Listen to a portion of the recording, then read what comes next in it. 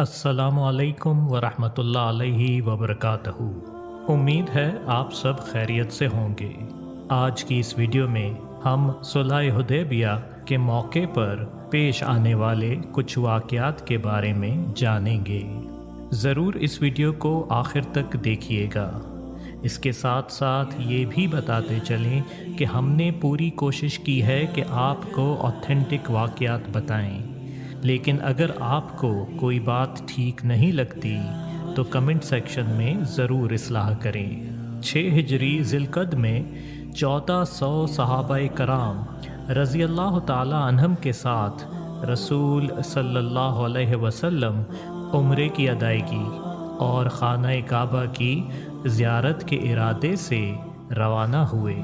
कुर्बानी के जानवरों को साथ लेके और एहराम पहनकर कुरैश को बताया जा रहा था कि मुसलमानों का जंग का इरादा नहीं है और सिर्फ़ बैतुल्लाह की ज़ियारत के लिए आ रहे हैं। रसूल सल्लल्लाहु अलैहि वसल्लम ने बन्नु खाज़ा कबीले के एक आदमी से फरमाया, जाएं और मालूम करें कि आगे रास्ता महफूज है या नहीं।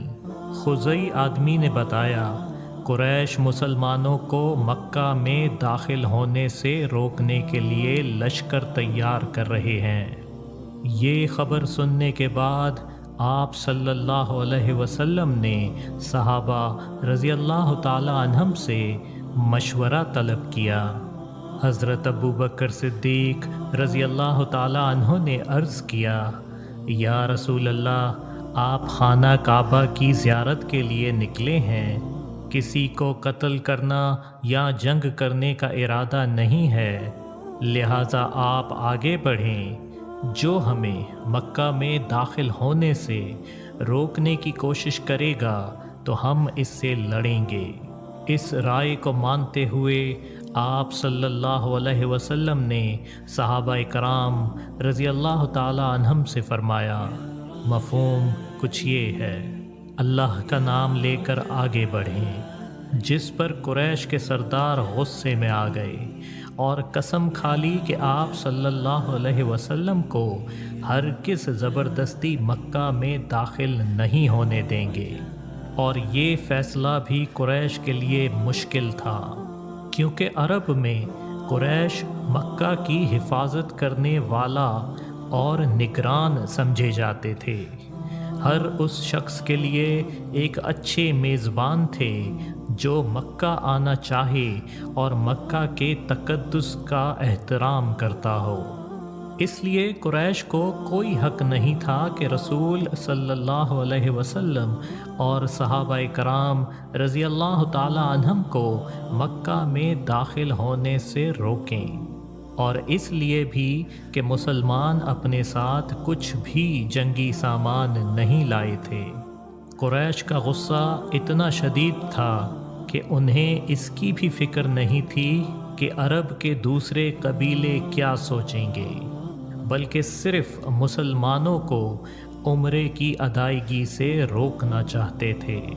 उस मौके पर जंग नहीं हुई और कुरैश के सरदार समझ गए कि रसूल सल्लल्लाहु अलैहि वसल्लम से बातचीत करके मामला तय करना ही आखिरी हल है। अब कुछ वाक़यात बताएंगे जो सुलह हुदैबिया के मौके पर मुसलमानों और सरदाराने कुरैश के दरमियान पेश आए। सुलह हुदैबिया का माहिदा तय करने में काफ़ी मुश्किलात का सामना करना पड़ा। कुरैश के कई सरदार ये माहिदा तय करने के लिए रसूल सल्लल्लाहु अलैहि वसल्लम के पास आए, जिनमें सबसे पहले बुदैल बिन वर्का, इनके बाद मिक्रास बिन हफ्स, फिर हुलैस बिन अलकिमा, फिर उर्वा बिन मसूद सकाफ़ी आए। उर्वा के आने पर आप सल्लल्लाहु अलैहि वसल्लम ने वही बात दोहराई जो इससे पहले बुदैल से फरमाई थी। उर्वा ने बहुत बेअदबी से बात की, लेकिन हम आपको बेअदबी से नहीं बताएंगे। उर्वा ने कहा, मोहम्मद, आपने अपने लोगों के मामलात یعنی زندگیوں اور مذہب کو ختم کر دیا۔ آپ نے کبھی عربوں میں اس شخص کے بارے میں سنا ہے جس نے قوم کو ہلاک کیا؟ اگر اس بار قریش آپ کو شکست دیتے ہیں تو مسلمان آپ کو چھوڑ کر چلے جائیں گے۔ عروہ یہ کہنا چاہ رہا تھا کہ جو لوگ ایک قبیلے سے ہوتے ہیں وہ آخر تک ہر مشکل وقت میں ایک دوسرے کا ساتھ دیتے ہیں، کیونکہ ان کا ایک دوسرے سے مضبوط تعلق ہوتا ہے، اور کیونکہ صحابہ کرام رضی اللہ تعالی عنہم مختلف قبیلوں سے ہیں، اس لیے ان کا خلوص زیادہ دیر تک قائم نہیں رہ سکے گا، اور قریش کی طاقت کو دیکھ کر آپ صلی اللہ علیہ وسلم کو چھوڑ کر چلے جائیں گے۔ عروہ نہیں جانتا تھا کہ عقیدے کی وجہ سے جو لوگ ایک دوسرے کا ساتھ دیتے ہیں وہ قبائلی وفاداری اور خلوص سے کہیں زیادہ مخلص ہوتے ہیں۔ عروہ کی باتیں سن کر حضرت ابو بکر صدیق رضی اللہ تعالی عنہ نے کچھ برے الفاظ اور یہ کہہ کر اسے فوراً خاموش کر دیا کہ کیا ہم آپ صلی اللہ علیہ وسلم کو چھوڑ کر چلے جائیں گے؟ یعنی جیسا کہ تمہارا خیال ہے ایسا کبھی نہیں ہوگا انشاءاللہ۔ عروہ نے برے الفاظ سن کر پوچھا یہ کون تھا؟ بتایا گیا ابو بکر صدیق۔ عروہ نے آپ رضی اللہ تعالی عنہ سے مخاطب ہو کر کہا قسم ہے اس ذات کی جس کے قبضے میں میری جان ہے، اگر آپ نے مجھ پر زمانہ جاہلیت میں احسان نہ کیا ہوتا۔ آپ رضی اللہ تعالی عنہ نے ایک بار عروہ کا قرض ادا کرنے میں مدد کی تھی۔ عروہ نے کہا جو میں نے کبھی ادا نہیں کیا، پھر میں بھی آپ کو ایسے ہی الفاظ سے جواب دیتا۔ حقیقت میں عروہ صحابہ کرام رضی اللہ تعالی عنہم کے حضور اکرم صلی اللہ علیہ وسلم کو چھوڑ دینے کی بات کر کے مسلمانوں کے عزم اور حوصلوں کو کمزور کرنے اور آپس میں اختلاف پیدا کرنے کی کوشش کر رہا تھا۔ ایک طرف عروہ نے قریش کی طاقت کی طرف اشارہ کیا اور دوسری طرف صحابہ رضی اللہ تعالی عنہم کے چھوڑ کر چلے جانے، ایک دوسرے یا رسول صلی اللہ علیہ وسلم سے وفادار نہ ہونے کا کہا، اور یہ یقین دلانے کی کوشش کی کہ قریش کے ساتھ جنگ مسلمانوں کے لیے فائدہ مند نہیں ہوگی۔ عروہ کو احساس ہو گیا کہ اس کی یہ کوششیں کچھ کام نہیں آئیں گی، کیونکہ صحابہ کرام رضی اللہ تعالی عنہم کے ایمان اتنے مضبوط تھے کہ ان پر ان باتوں کا کچھ اثر نہیں ہو رہا تھا۔ اس گفتگو سے ہم دیکھ سکتے ہیں کہ اگر کوئی انسان دین اسلام کی توہین کرے تو اس کو خاموش کرانے کے لیے برے الفاظ استعمال کیے جا سکتے ہیں، لیکن ایسے موقع بہت کم آتے ہیں۔ حضرت ابو بکر صدیق رضی اللہ تعالی عنہ نے عروہ پر ذہنی برتری حاصل کرنے اور حوصلے ختم کر دینے کے لیے سخت الفاظ استعمال فرمائے۔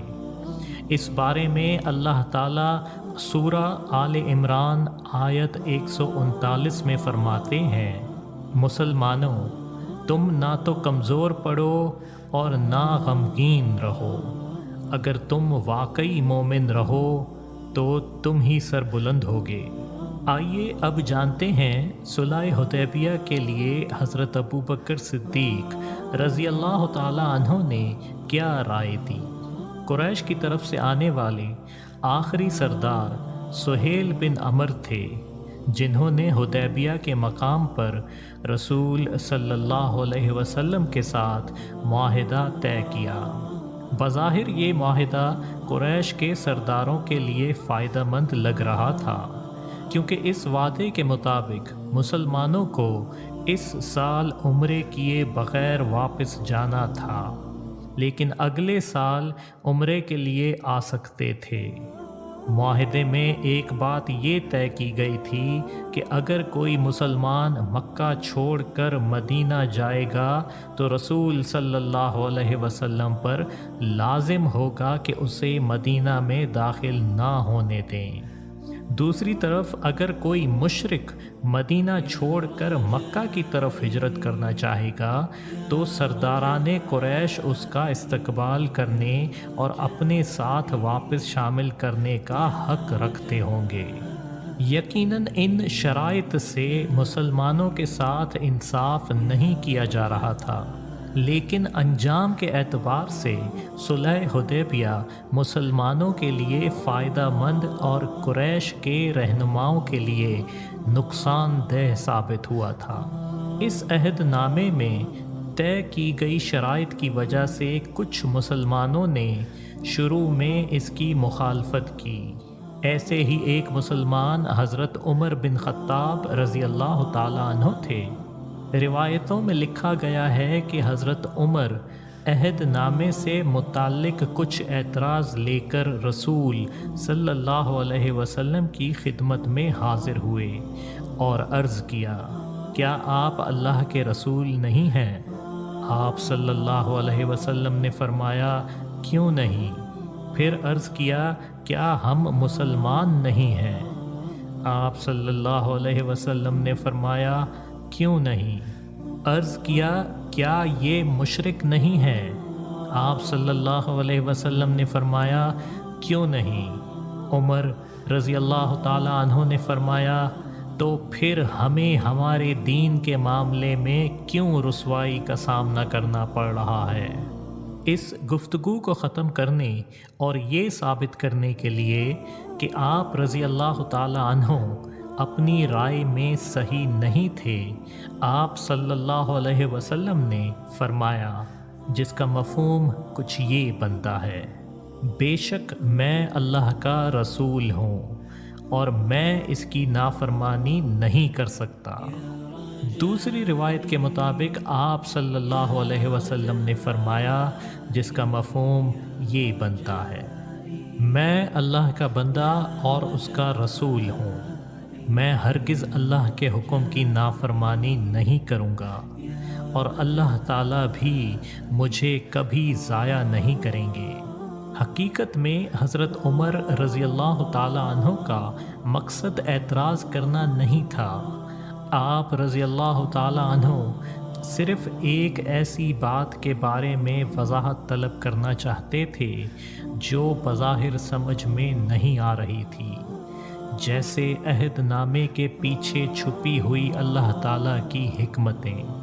حضرت عمر رضی اللہ تعالیٰ عنہ نے رسول صلی اللہ علیہ وسلم سے یہ بھی عرض کیا کہ کیا آپ نے ہم سے یہ نہیں فرمایا تھا کہ ہم خانہ کعبہ جائیں گے، اس کا طواف کریں گے؟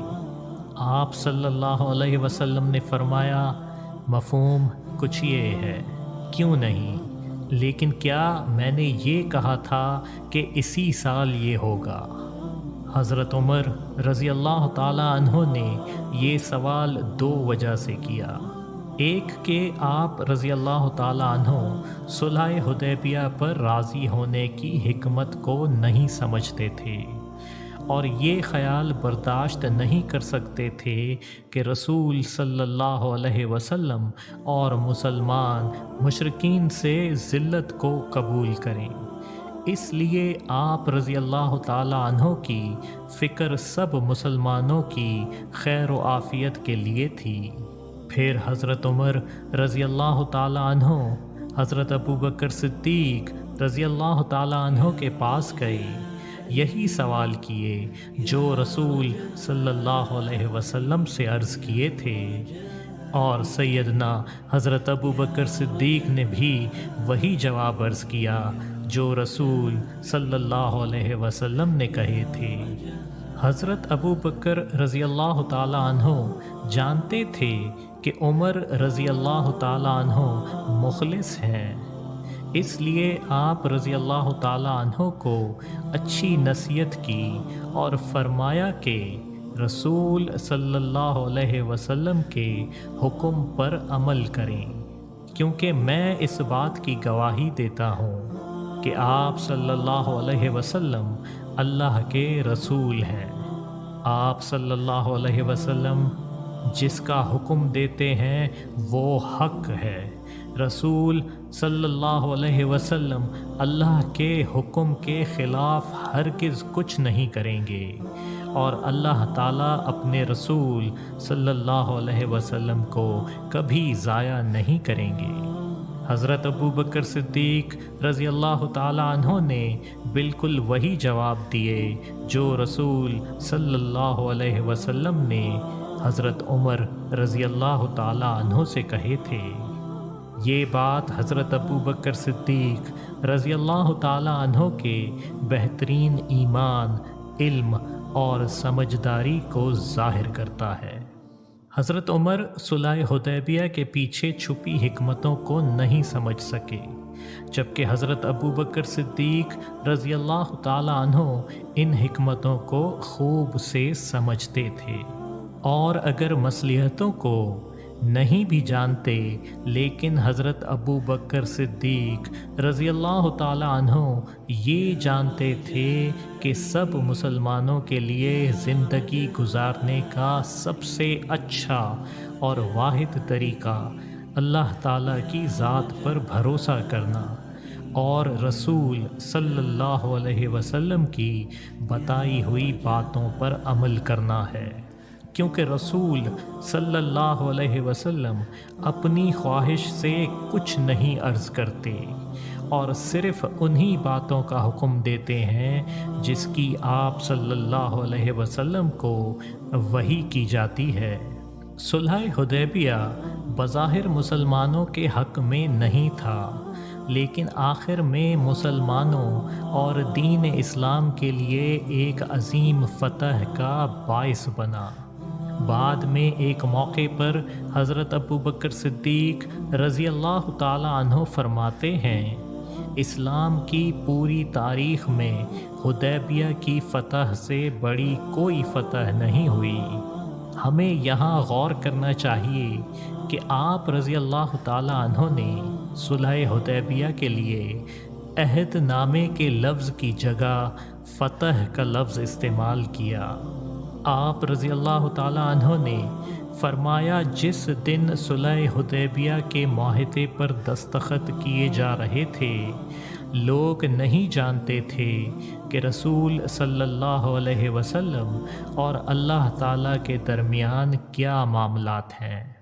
अल्लाह के बंदे मामलात में जल्दी करते हैं, लेकिन अल्लाह ताला मामलात में जल्दी नहीं करते और मामलात को उस नतीजे पर पहुंचा देते हैं जिसका अल्लाह ताला ने इरादा फरमाया होता है।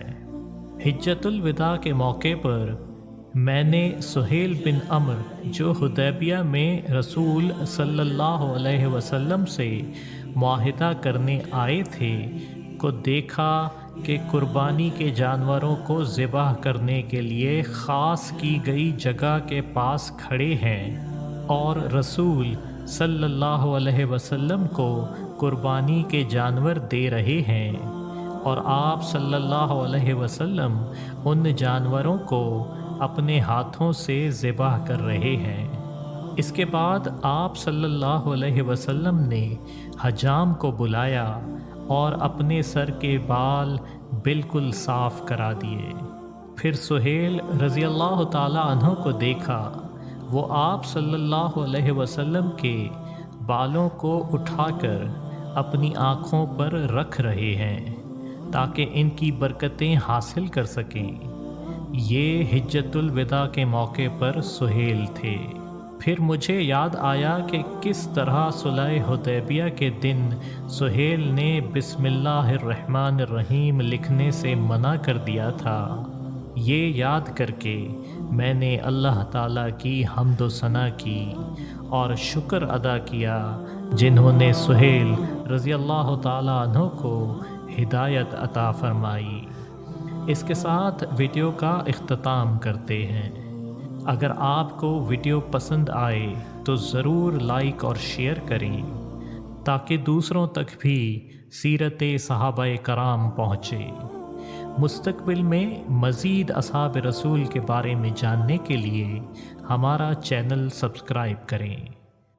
شکریہ۔